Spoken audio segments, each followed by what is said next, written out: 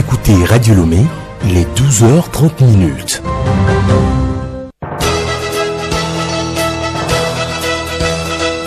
Le journal Hélène Assabi. Bonjour à tous et merci de nous rejoindre pour le journal. Au sommaire fait hier du premier sommet Corée-Afrique à Séoul, en marge des travaux, le président de la République, Faure Essozimna Gnassingbé, a eu des entretiens avec plusieurs personnalités du monde économique. Le chef de l'État a mobilisé ses acteurs pour la mise en œuvre des projets à fort impact économique et social. Autre activité qui a également pris fin hier, la 15e réunion de l'initiative Afrique à Lomé. Les échanges ont permis de définir des stratégies pour lutter contre l'évasion fiscale et les flux financiers illicites. Aujourd'hui, jeudi, Magazine agricole, Odette Pira parle du sarclage. Et puis sport, football, 4 jours avant son déplacement à Kinshasa, le Togo est piégé à Kégué par le Sud-Soudan, score final 1-partout. Radiolomé.tg. Auditeurs, une fois encore, bonjour. Le premier sommet Corée du Sud-Afrique a pris fin hier, mercredi, à Séoul. En marge des travaux, le président de la République, Faure Essozimna Gnassingbé, a eu des entretiens avec plusieurs personnalités du monde économique, financier et des affaires.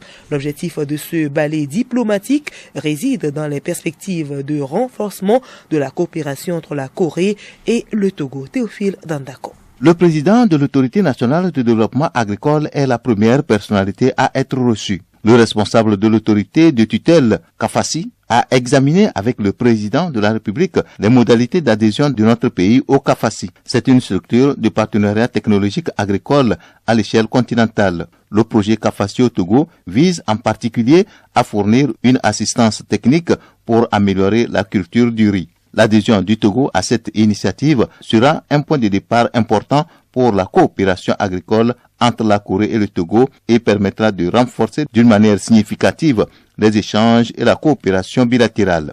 Le chef de l'État, Faure Essozimna Gnassingbé, s'est ensuite entretenu avec Woon Ki-lyo, président de la Fondation Corée-Afrique CAF. Ce dernier a discuté avec le président de la République des possibilités d'investissement au Togo. La Fondation entend ainsi accompagner notre pays dans sa politique de développement de l'économie numérique et d'amélioration des systèmes douaniers, de passation de marchés publics et de systèmes de santé à travers l'assurance maladie universelle. Les questions de développement étaient également au centre du nouveau partenariat entre la Corée et le Togo. Le président de la République a reçu dans ce sens Chang Won-sam, président de l'Agence coréenne de coopération internationale KOICA.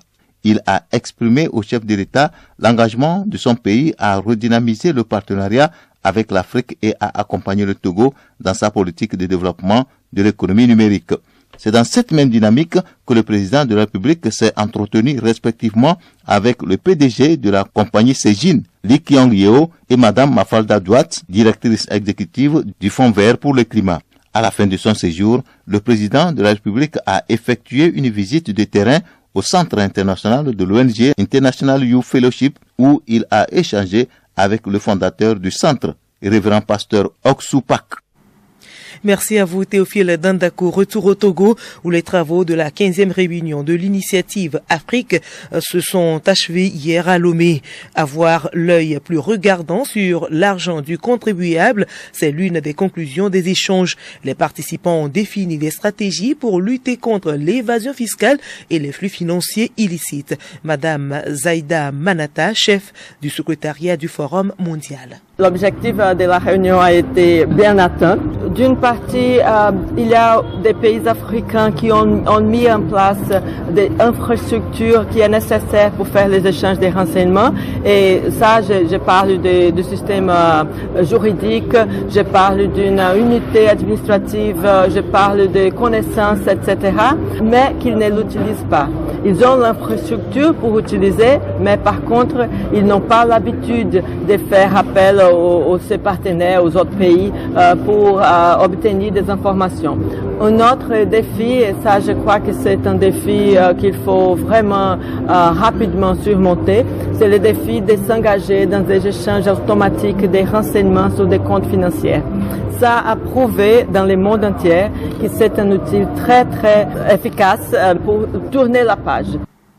Pour expliquer les flux financiers illicites, Abiré Lemo a tendu son micro à Kambatib Kolani, directeur de communication et des services aux usages à l'OTR. Pour lui, cette pratique a des effets néfastes sur l'économie des pays. Les flux financiers illicites, c'est une forme de fuite de capitaux qui se produit lorsque l'argent est gagné, dépensé ou transféré illégalement. La plupart du temps, c'est un revenu réalisé sur un territoire et pour lequel d'ailleurs l'État n'a pas perçu les impôts et qui est transféré ailleurs. C'est un phénomène mondial aujourd'hui avec la globalisation de l'économie. Lorsque quelqu'un qui doit de l'impôt à l'État par des malversations arrive à éviter de payer, cacher les transactions et il minimise son bénéfice et il paie moins d'impôts. Ça, c'est la fraude fiscale. Il y a plusieurs partenaires qui viennent investir au Togo, mais ces partenaires aussi ont des ramifications avec d'autres entités ailleurs. Nous avons des groupes de sociétés, nous avons des holdings qui font des transactions avec d'autres pays. Donc ça veut dire que dans le cadre de ces opérations-là, on assiste également à ces agissements qui amènent à éluder l'impôt et qu'on parle de flux financiers illicites. Au Togo, comment sont collectées les taxes et comment sont-elles gérées? Des questions posées à Aïdoté Soussou, maire de la commune AO2. Il parle de l'exemple de sa commune et c'est l'invité de la rédaction à suivre en fin de journal. Toujours sur le plan financier, Sunu Bank rapproche sa clientèle des maisons de commerce. Pour l'occasion, elle a signé hier à Lomé un partenariat avec la maison de commerce Ramco. Le partenariat consiste à l'achat des produits électroménagers de marque LG, dont le processus de paiement sera échelonné sur 10 mois. Biova Bongo, Alou Noyoé. C'est un partenariat gagnant-gagnant qui a vu le jour ce mercredi entre Sunu Bank et la maison de commerce Ramco. Pour en bénéficier, il suffit d'abord d'être affilié à la banque Sunu, ensuite de se rendre dans une maison Ramco pour y choisir sa télévision, son climatiseur et son réfrigérateur de marque LG et de ramener enfin le devis à la banque Sunu. Forson Emmanuel, chef département marketing communication Sunu Bank. Quand on est client Sunu Bank Togo, il suffit juste de venir au niveau de son agence, de son gestionnaire, demander au gestionnaire de vérifier sa quotité. Dès qu'on vérifie la quotité, on voit que vous êtes éligible. On vous demande juste d'aller faire un choix. Donc vous allez dans un supermarché Ramco, faites votre choix d'équipement. Après ça, vous prenez un devis, vous venez à Sunu et puis nous on s'occupe du reste. Le choix est porté sur la marque LG en raison de multiples avantages qu'elle offre, notamment la garantie, la qualité et l'efficacité des appareils. Sossou Guénou, directeur administratif et financier Ramco. La marque LG, c'est la vraie marque. Nous avons une multitude de marques sur le marché. Mais quand vous les achetez, vous n'êtes pas satisfait. Avec la marque LG, vous avez 10 ans de garantie sur le moteur du climatiseur. Vous avez 2 ans de garantie sur les télés. Lesquelles garanties que vous n'avez pas avec les autres marques? Avec la marque LG, sur toute sa gamme, en passant par la télé, le poste radio, le frigo, les cuisiniers et autres, vous avez énormément de dates de garantie. Nous sommes sûrs de nos produits. Ce partenariat revêt un intérêt particulier pour la clientèle. Retrouvons Forson Emmanuel. Les intérêts sont véritablement préférentiels parce que le partenaire Ramco a exigé que cet avantage-là soit offert aux clients. Donc nous avons fait énormément de concessions pour que tous ceux qui veulent véritablement pouvoir acquérir ces équipements de qualité puissent le faire de manière à ne pas trop s'en préoccuper. Donc il y a les intérêts, oui, mais c'est les intérêts qui sont très préférentiels. Sunu Bank Togo dispose d'un capital social de 11 milliards 164 millions 32 000 francs CFA détenu à 111,4% par Sunu Investment et à 28,36% par d'autres actionnaires physiques et personnes morales. Merci à vous, Alou Noyoé. Autre sujet dans ce journal, les acteurs dans le domaine du commerce s'activent pour un transport sûr et durable en Afrique de l'Ouest. Il s'agit de tirer des leçons pour les agences de sécurité routière, une initiative du ministère des Transports, compte rendu par Com Johnson. L'atelier a réuni les agents de transport routier, aérien et ferroviaire. Les réflexions portent sur les défis à relever pour assurer un transport efficace, notamment en matière de sécurité routière. Derman Tadoudjini, directeur des transports routiers et ferroviaires. Le transport joue un rôle vital dans le développement socio-économique de nos pays. Cependant, il génère des externalités négatives, notamment les accidents de la circulation que nous connaissons, et également l'impact sur l'environnement. Au Togo, chaque année, nous avons environ 600 tués sur la route. Et donc, c'est vraiment une question de santé publique, de lutter pour la sécurité routière et de voir comment nous allons procéder pour pouvoir réduire les accidents de la circulation sur nos routes. Il est aussi question de chercher à juguler les technologies modernes pour avoir un impact sur l'environnement. Il s'agit à terme de répondre aux besoins des personnes et des biens. Dr Michel Comblan Tindaro, qui est secrétaire général au ministère des Transports, représentant le ministre. Les axes de réflexion et d'évolution du transport durable sont nombreux. Concevoir des infrastructures plus inclusives et adaptées en partageant les voies. Promouvoir l'utilisation des transports collectifs. Éveiller les mentalités sur des transports propres et doux pour les déplacements. Mettre l'accent sur l'accessibilité des personnes à mobilité réduite et au transport en commun. Privilégier au détriment des transports polluants et risquer les transports propres avec plus de sécurité, rechercher la sécurité dans tous les modes de transport, etc. Il s'agit d'un système de transport qui répond aux besoins actuels, sans compromettre la capacité des générations futures à répondre à leurs propres besoins. Cet atelier se tient dans le cadre de la célébration de la journée de l'organisation de la sécurité routière en Afrique de l'Ouest, célébrée chaque 8 mai. Et concernant toujours le transport, ils sont au total 2425 pèlerins à prendre l'avion en plusieurs vagues pour le Hajj 2024. La dernière vague quitte Lomé ce jeudi. Des innovations sont faites par le gouvernement pour faciliter le voyage de ces pèlerins. Abodji Tafa, président des agences de voyage. Les dispositions, cette année par exemple, le logement a été amélioré à la Mecque. Avant, les gens habitaient un peu sur des petites collines. Les autorités ont exigé à ce qu'on soit plus proche de la Kaaba pour faciliter le déplacement des personnes. Ça, c'est un. La restauration a été améliorée. Il y a 2 femmes qui nous accompagnent pour aller assaisonner nos plats pour que les gens se sentent à l'aise par rapport à nos aliments ici. Et puis la sécurité, ça a été vraiment amélioré cette année. Les autorités sont toujours à côté de nous et cela a facilité le Hajj de cette année 2024. Écoutez Radio Lomé et vous avez tout le Togo dans votre maison. Une session de formation est ouverte depuis hier à Lomé à l'intention des points focaux genre, relais au niveau déconcentré et décentralisé. C'est pour leur permettre d'être performants sur le terrain. L'initiative est du ministère de l'administration territoriale, de la décentralisation et du développement des territoires avec l'appui technique de la GIZ. Azonko Sename. Pendant 2 jours, les 68 cellules focales genre venues du Grand Lomé vont échanger autour de l'intégration du genre dans les politiques, programmes et projets des préfectures, communes et chefferies traditionnelles. 6 modules meublent cet atelier. Il a pour but de renforcer les connaissances des membres des points focaux genre sur le concept de genre afin qu'elles puissent jouer pleinement leur rôle de relais une fois sur le terrain. Thérèse Nyakou, présidente de la cellule focale genre du ministère de l'administration territoriale, de la décentralisation et du développement des territoires. Dans les différentes structures, il fallait qu'il y ait des gens pour aider les premiers décideurs à intégrer les gens dans la politique, dans les activités, dans les projets, dans toutes les actions au quotidien. Donc c'est ça qu'on a voulu leur expliquer ce que c'est que les gens. Parce qu'ils ne pourront pas travailler si on ne leur explique pas ce que c'est, qu'on leur explique leur rôle, leur mission. Vous savez que la question du genre, c'est-à-dire quand il y a un homme dans une activité, il faut veiller à ce que la femme aussi y soit. Le chef de l'État a mis ça en priorité, surtout la promotion de la femme.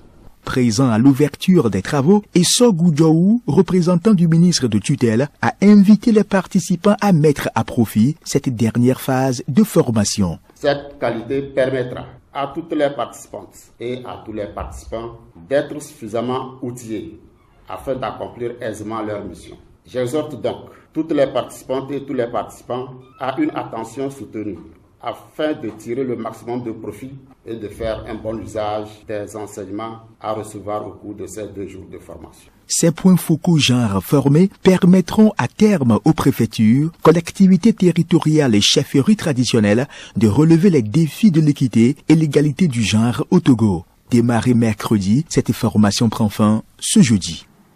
Et ces points focaux genre œuvrent également dans le domaine de la protection de l'environnement. Justement, le Centre togolais des expositions et foires de Lomé CETEF a prêté son cadre à l'activité de reboisement. La ministre Rose Kayi Mivedor, en charge du commerce, et ses collaborateurs ont mis en terre plus d'une centaine de plants sur ce site. Juliette Kamdé.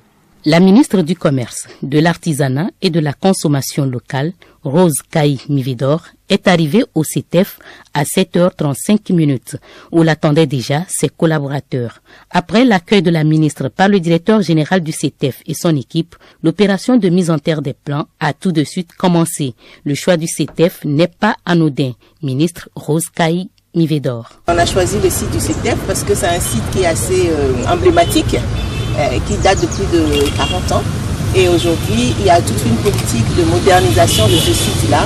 Et on a voulu contribuer à la reconstitution du couvert végétal, au programme paysager qui est inscrit sur ce site. Le directeur général du CETEF, Alexandre de Souza, s'est engagé pour un meilleur entretien et suivi des plans mis en terre. Le reboisement, c'est pas seulement dans les zones rurales, parce que au-delà des fonctions environnementales, climatologiques et autres, il y a aussi d'autres significations que revêt cet acte de planter des arbres, et surtout dans cette zone urbaine. Je vais parler de la fonction esthétique par exemple. Les arbres embellissent les lieux. Alors, moi j'aime bien faire les preuves. Vous voyez des arbres là qui sont grands derrière vous, on les a plantés l'année dernière. Ça veut dire qu'on les a entretenus. Et c'est la même chose que nous faisons. Vous voyez déjà des paniers, nous avons investi dans ces paniers et autres pour déjà les entretenir. Donc l'entretien est déjà là, on n'a pas planté et puis on a quitté les lieux. 3 différentes espèces ont été retenues pour cette opération. Adjudant des eaux et forêts, Akoué, Bakpo, Apelete. Les 3 plants, les Kaya sénégalensis, les Sena siamea et Militia Tonengi dans les zones urbaines. Ce n'est pas tous les plants qu'on met à terre. C'est par rapport à ça on a décidé avec le ministère du Commerce pour mettre les 3 plants là à terre ici. Le ministère du Commerce envisage planter 1000 arbres pour cette campagne. Il a identifié d'autres endroits pour ces activités. Et pour la bonne croissance de ces plants mis en terre, ils doivent être protégés des ravageurs. Aujourd'hui, c'est la journée mondiale des ravageurs. Elle est consacrée à la lutte antiparasitaire et à ses avantages. Elle vise également à expliquer aux populations concernées la nécessité de garder les cultures et les arbres exempts de ravageurs. Au Togo, les dispositions ont été prises par le gouvernement en ce qui concerne la protection des végétaux. Yao Lombo, directeur de ce département chargé de la protection des végétaux, il est au micro de Odette Pira.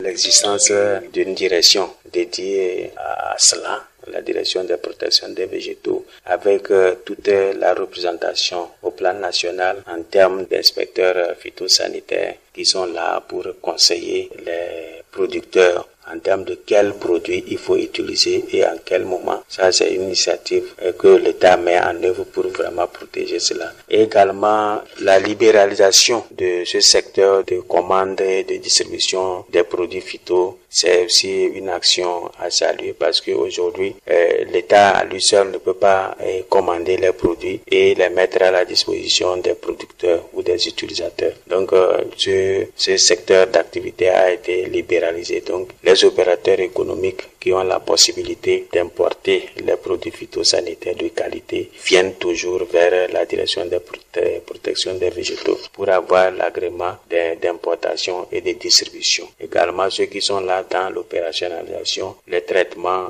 des arbres et autres là, donc reçoivent des agréments d'utilisation de ces produits et c'est à notre niveau que cela se fait. Donc c'est un peu quelque chose comme ça que l'État met en place pour pouvoir protéger les plantes. Et l'un des éléments clés qui assure une bonne récolte est le sarclage. Il permet aux plantes de grandir normalement et de produire selon leur capacité. Ce numéro de Magazine Agricole détaille les techniques de sarclage. Comment et quand faut-il sarcler après avoir semé? Odette Pira. Quelques jours après le semis, les herbes poussent et tendent à prendre le dessus sur les cultures. Il faut alors désherber ou sacler. Dr Kofi Kombaté, coordonnateur scientifique des productions végétales à l'ITRA. Le sarclage, c'est un désherbage avec un outil. Et donc souvent, ce sarclage intervient 2 semaines après le semis. Ceci dépendamment de l'ennaillement. Si vous avez mis et que déjà les herbes, au début d'une semaine, vous vous êtes rendu compte que il y a assez d'herbes, on peut commencer par sarcler. Mais généralement, c'est au bout de 2 semaines. Le nombre de sarclages dépend du cycle de la culture. Le sarclage s'avère donc indispensable. Cependant, les producteurs ont du mal à trouver les manœuvres pour l'entretien des cultures. Retrouvons Kofi Kombaté. Par rapport aux manœuvres, actuellement, très peu de jeunes s'adonnent à l'agriculture. Vous allez le constater. La plupart des jeunes se débrouillent pour pouvoir avoir une moto et rester en ville faire ce qu'on appelle communément moto-taxi. Donc, ça fait que au niveau de l'agriculture, c'est difficile d'avoir des manœuvres. Actuellement, 400 mètres carrés, vous allez dépenser un minimum de 2000 pour sarcler. Et en plus de ça, il y a des localités, quand vous obtenez un manœuvre, il va vous dire que en plus de 2000, c'est vous qui allez le nourrir et le jour et la nuit. Ça dépend des localités. Le désherbage ou le saclage est nécessaire pour la croissance des cultures. Il est important de faire ces prévisions dans le calendrier culturel. Sport, les éperviers du Togo iront défier les léopards de la RDC le dimanche prochain pour le compte de la 4e journée des éliminatoires de la Coupe du Monde 2026. Hier, les éperviers ont concédé le nul, 1 but partout, face au Sud-Soudanais. Sybilla Ossol. Après une première période stérile, c'est en deuxième mi-temps que Tchakei Marouf et ses coéquipiers ont ouvert la marque. Les Togolais croyaient gagner avec le but de Khaled Naré à la 61e minute, mais c'est sans compter sur les Sud-Soudanais qui sont revenus dans la partie sur un but contre son camp de Roger Arolou à la 68e minute. C'est finalement sur le score de 1 but partout que les deux équipes se sont séparées. L'attaquant des éperviers Kevin Denke fait son analyse de la rencontre. On a été surpris parce que dès les premières minutes, c'était eux qui ont fait ce que nous on voulait faire. Ils ont eu 2-3 frappes au début, ils ont poussé, ils ont eu quelques corners. Après, on a redressé la barre, on a eu le ballon, la possession, on a eu nos actions. Difficilement, on finit par marquer. On a senti le public derrière nous, mais voilà, faut qu'on sache conserver le score aussi. C'était un but contre son camp, ils n'ont pas été vraiment dangereux. Un but contre son camp, et là, on prend ce coup parce qu'on sait l'histoire qu'on a ici à Kégué, qu'on a du mal à gagner, et quand ils reviennent comme ça, on prend encore un coup sur la tête. Mais on a fait un bon match, mais moi, j'y crois encore, honnêtement, parce que c'est un marathon. Il faut savoir que il reste encore quasiment 7 matchs, et en 7 matchs, tout est possible. Je pense que c'est celui qui va le mériter qui va passer. Le match nul entre le Togo et le Soudan du Sud maintient la RDC en 3e position au classement, derrière le Sénégal et le Soudan. Les éperviers se déplaceront à Kinshasa dimanche pour la 4e journée des éliminatoires du Mondial 2026. Autre score dans le groupe A, la Sierra Leone est venue à bout de Djibouti 2-1. Match nul 1 but partout entre la Namibie et le Libéria dans le groupe H. Dans le même groupe, la Tunisie a battu la Guinée équatoriale 1-0. C'est sur ce même score que la Centrafrique a épinglé le Tchad dans le groupe I. Pour finir, Ligue des champions féminines, le tournoi qualificatif UFOAB est prévu du 10 au 23 août prochain en Côte d'Ivoire. La compétition concerne les 7 clubs champions des 7 pays de la zone UFOAB. Il s'agit du Burkina Faso, du Bénin, du Ghana, du Niger, du Nigeria et du Togo. Mamelodi Sundowns d'Afrique du Sud avait remporté l'édition 2023 de la Ligue des champions féminine. Invité de la rédaction pour finir, la réflexion sur la bonne gestion des fonds issus des impôts et taxes a pris fin hier à Lomé. Pendant 3 jours, des échanges ont concerné différents sujets liés à la corruption et à la mauvaise gestion des ressources financières. La rencontre a réuni 39 pays africains. Au Togo, comment sont collectées les taxes et comment sont-elles gérées? Des questions posées à Aïdou Tessoussou, maire de la commune AO2. Il parle de l'exemple de sa commune. Il est au micro de Edmond Soba. Bonjour monsieur le maire. Bonjour monsieur le journaliste. Monsieur le maire, dans la commune Raro 2, comment vous procédez pour la collecte des taxes? Certains services financiers sous la direction du trésorier préfectoral sont chargés de percevoir les taxes. il y a la comptabilité de la commune Haro 2, les collecteurs de taxes des marchés et les taxes perçues par l'OTR et reversées à la commune. Après cette collecte, où va l'argent collecté? L'argent passe par la trésorerie préfectorale pour atterrir dans un compte global au trésor public. Comment sont gérées ces taxes collectées? Pour ce qui concerne le budget, il présente les dépenses de fonctionnement et celles d'investissement. Les dépenses d'investissement, en aucun cas, ne doivent pas être moins de 20% du budget général. D'ailleurs, chaque année, le ministère de tutelle envoie une note d'orientation du budget. Chaque année, les conseillers doivent naturellement voter le budget. Ce budget voté est soumis au contrôle de légalité du préfet. Enfin, l'approbation du ministère de tutelle est obtenue avant toute exécution en ce qui concerne les dépenses. D'abord, il y a l'engagement. Ensuite, la liquidation et le paiement. Tout ça sous le contrôle du contrôleur financier et du trésorier. À la fin de chaque exercice, les conseillers doivent contrôler l'action du bureau exécutif en ce qui concerne les dépenses, en passant au peigne fin les dépenses effectuées. Merci, monsieur le maire.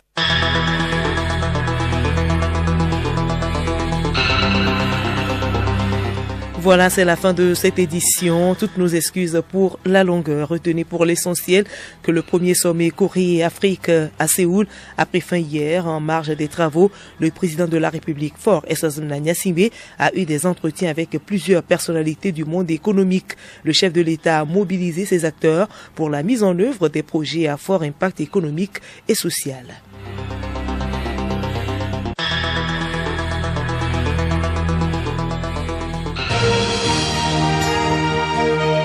Radio Lomé, boîte postale 434, email radiolomé@radiolomé.tg. Radiolomé.tg